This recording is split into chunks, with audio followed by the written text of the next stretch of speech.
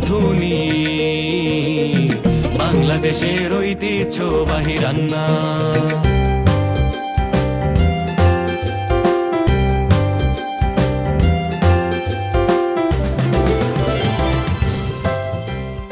আমি তামান্না, সে রাঁধুনি সিজন 8 রাঁধুনি বাংলাদেশের ঐতিহ্যবাহী রান্না বইটি থেকে করে দেখাবো ইলিশ পুঁই শাক।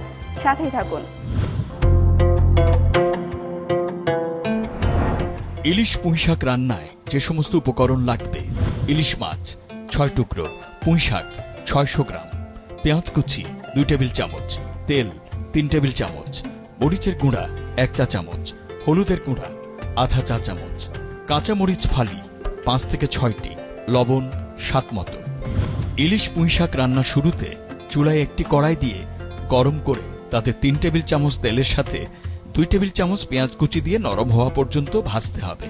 এ পর্যায়ে হাঁড়িতে আধা চা চামচ হলুদের গুঁড়া, 1 চা চামচ মরিচের গুঁড়া, স্বাদ মতো লবণ এবং সামান্য পানি দিয়ে ভুনে নিন। মশলা ভুনো হলে ইলিশ মাছের টুকরোগুলো দিয়ে আরও 1 কাপের 4 ভাগের 1 ভাগ পরিমাণ পানি দিয়ে 4 থেকে 5 মিনিট 2 পাশ উল্টে রান্না করুন। 4 থেকে 5 মিনিট পর মাছ তুলে নিয়ে ওই হাঁড়িতেই ধুয়ে রাখা পুঁই শাক দিয়ে নেড়ে ঢেকে রান্না করুন সিদ্ধ না হওয়া পর্যন্ত।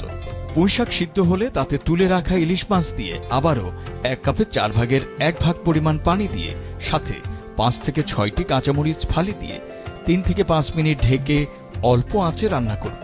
রান্না শেষে নামিয়ে গরম ভাতের সাথে পরিবেশন করুন মজাদার ইলিশ পুঁই শাক।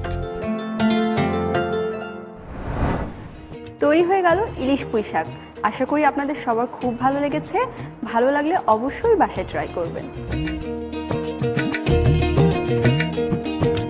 রাঁধুনি বাংলাদেশের ঐতিহ্যবাহী রান্না।